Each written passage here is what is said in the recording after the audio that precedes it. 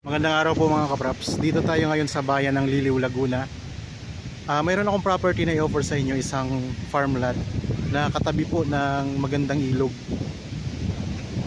Tabi lang din po ng highway mga kapraps ito. Itong direction na to, pupunta po yan sa town proper ng Mahayhay. So, mismong boundary na po ng Mahayhay. Pagdating natin dyan sa tulay, may tulay kasi dyan mga kapraps. Mahayhay na po yan. Ipakita ko sa inyo mamaya ang tulay. Tapos itong direction naman po pabalik, ito naman po ay papunta sa town proper ng Liliw. Mga nasa 4 minutes travel time, nasa ano na tayo, mismong bayan na tayo ng Liliw, sa town proper na. Tapos ang property mga kapraps, mula doon sa tricycle na yan, pag ganun po siya, pag ganito po ang property. Tingnan nyo mga tanim mga kapraps, ang daming mga lansones, tapos maraming saging, mga puno ng niyog. At marami itong katabing resort mga kapraps. May mga resort dyan pa na marami. So sunod-sunod po, sa tabing ilog lang din. Tapos marami ditong mga dumadaan. Yan, papunta po yan ng Lokban, Quezon, papunta ng Mahayhay. Yan, pasok tayo sa property. Ako nga po pala si Buds, ang yung mga kasama para sa actual viewing at virtual viewing po sa mga property na in-offer namin. So dito mga props, yung dadaanan natin mula dito sa kalsada, bali mayroong pa-slope siya mga kaprops, pero pagdating natin dyan ay patag na po yan, tapos ilog na po yung doon sa may bandaron mga kaprops sa gilid. Tara, samahan nyo po ako.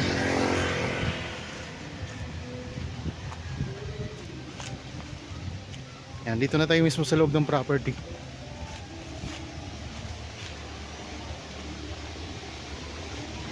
Ang daming mga tanim oh. Mismong tabing highway ito mga kapraps ha. Ang katabing highway nito ay Liliw to Mahayhay Road, papuntang Quezon Province sa Lokban, Quezon. Yan, ito yung mga tanim dito mga kapraps oh. May access na dito ng kuryente at saka tubig. Tapos katabi po mismo ng napakagandang ilog mga kapraps. Maraming mga naliligo.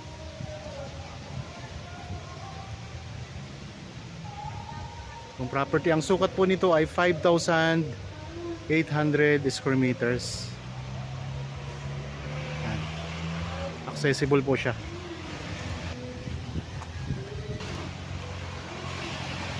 So konting ayos lang po sa yung dinaanan natin na pa-slope. Konting ayos lang po doon, pasok na dito yung sasakyan ninyo. Tara, punta tayo sa may ilog.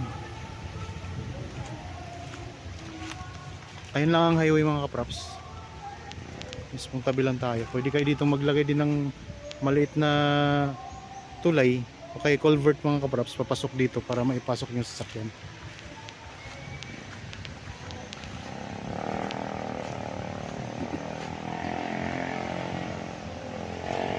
And dito may part po na pa-slope siya. Kasi pupunta din tayo doon sa ilog.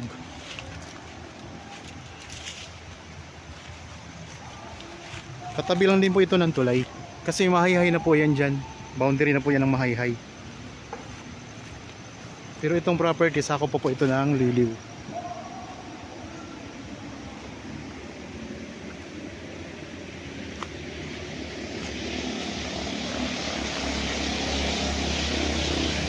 Sabi ko kanina, marami ditong resort, kaya pwede nyo rin po itong i-develop as resort mga kapraps.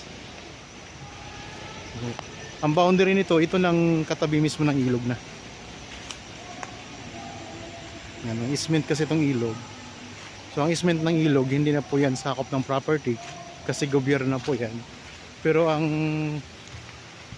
kalakaran po, kapag kung sino yung katapat ng kung kanino yung property na katapat ng ilog, siya po yung pwedeng gumamit sa easement ng ilog mga kapraps. Yan, tinan nyo, may mga resort na. Yan, mga resort po yan mga kapraps, kaharap ng property.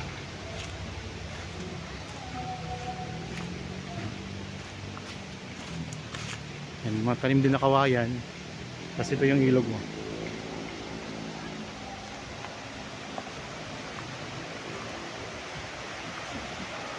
Ayun ang tulay mga kapraps. Kasi ito na yung ilog. Yan, may pababa dito. Ang ilog ay mababa po, nasa mababa pa. Ibig sabihin ay mataas itong property na kinaroroonan natin. So parang ano siya dito patag, tapos paakyat uli ng konti, tapos patag na po doon sa taas. Kaya hindi po delikado dito sa baha. Kasi kung tataas man ng tubig, hanggang dito lang po, hanggang dyan lang po yan ang pagtaas ng tubig mga kapraps. Hindi na po yan aapaw pa dito kasi mataas na po ito na part. Tara, punta tayo sa ilog mismo. Ayan o, may mga, kahit sa ilalim ng tulay, may mga naliligo. Ayan sila.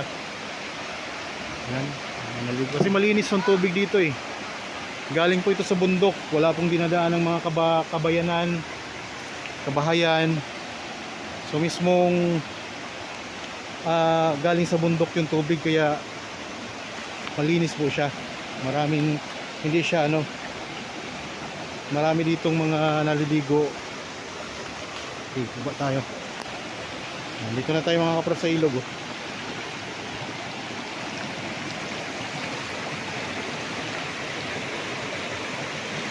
malinis pa to. Malinaw ang tubig. Ayan ang tulay. So itong tulay na to, pagka lampas natin ang tulay na yan, nandyan na yung arko papuntang Mahayhay na. Yan, pwedeng gawing resort mga kapraps. Speaking of resort, ayan po, resort po yung katapat natin.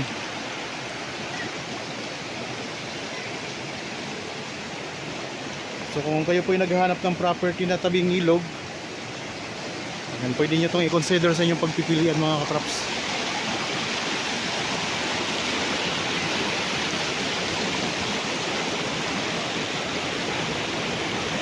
So ang agos po niya, papunta po doon ang agos nito. Yan, magkakatabing resort mga katraps. Ito resort. Ito binibenta dito ng resort na to Yan, nasa vlog na rin po namin tong resort na to mga katraps.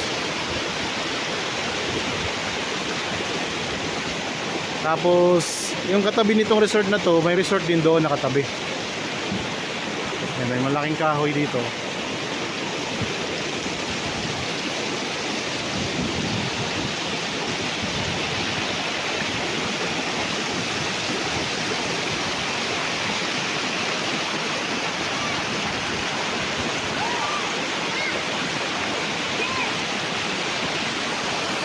Mga naligong bata.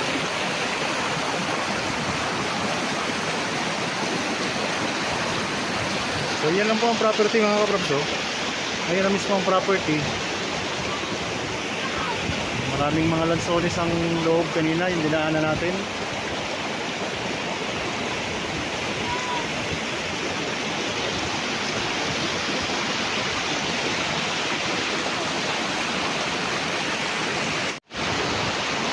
Yung mga kapraps So ang boundary nito hanggang doon pag ganun siya.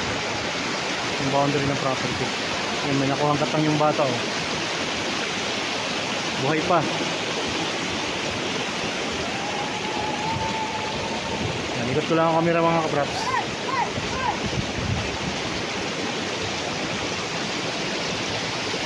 Ang agos.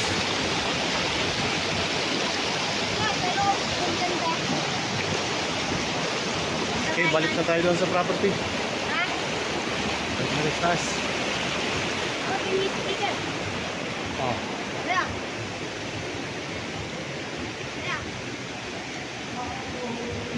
Yan, akyat tayo dito ng konti.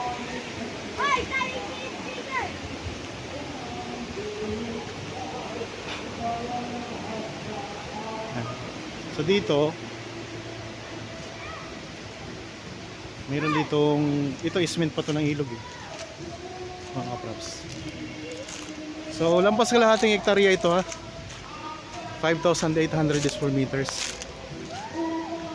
Yan, may mga kawayan dito.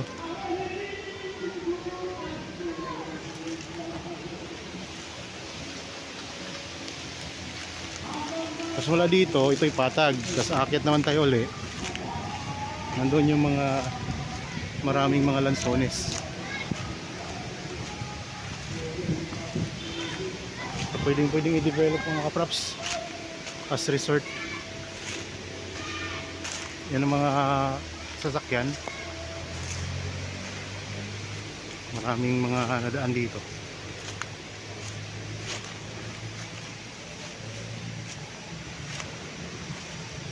Yan, ito na yung pinaka-boundary ng property. Yan, pag ganun siya. So hanggang dyan lang sa kawayan.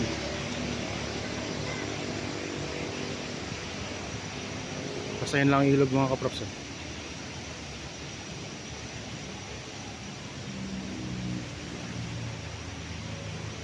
Yan, ito yung sinasabi ko kanina sa inyo na aakyat tayo ng konti. So hindi siya delikado talaga sa baha yung property na to.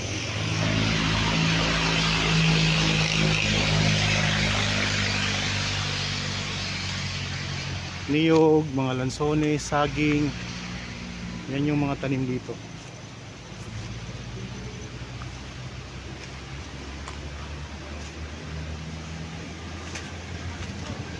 Yan, dito patag na patag ang area.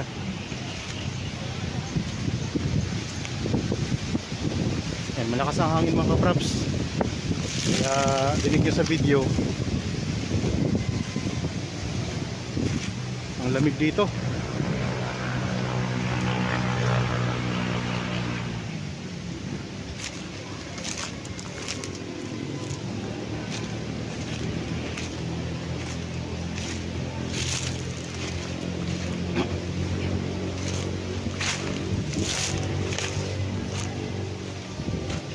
Nandito tayo ngayon sa may dulo ng property. Itong may kawayan na to, sa may dulo na to. Dulo na po yung mga kaprops.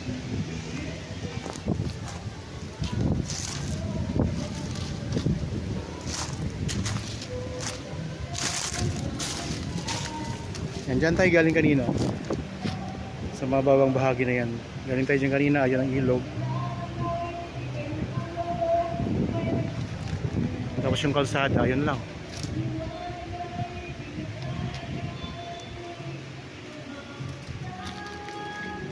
Try dito sa may boundary.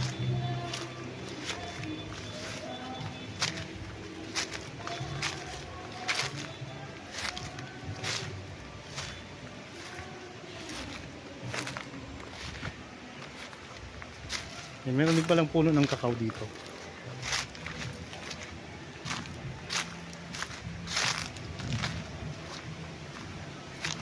May bunga ng kakao.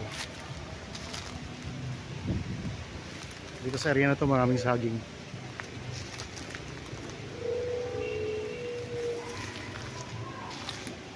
Balik na tayo sa kalsada.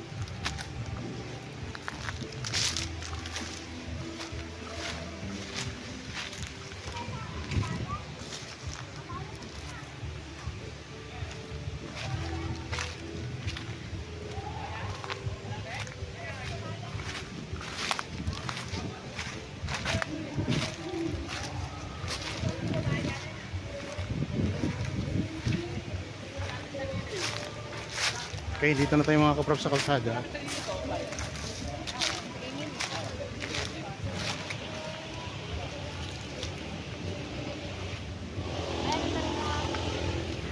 Baybayin lang din natin ang frontage nito.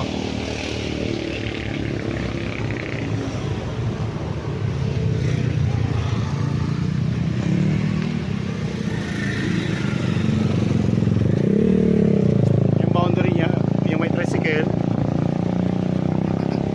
Yan yung kaharap natin, property. Ito yung frontage.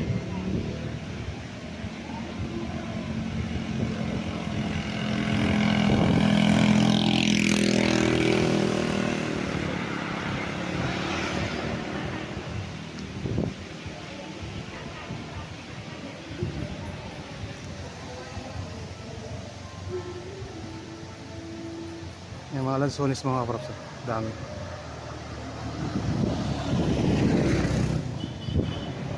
So binabaybay natin ngayon ang frontage ng property. Yan ang property mga kaprops.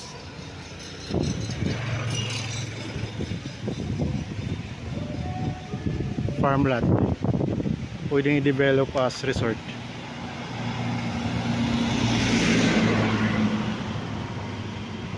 Tapos sa pinakadulo nito, itong may sapa dito.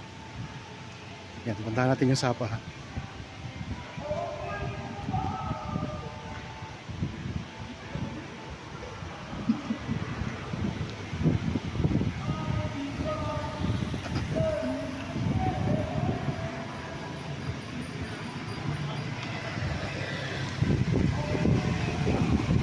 Ayun mga kapraps, yung boundary, itong sapa na to, may sapa kasi dito.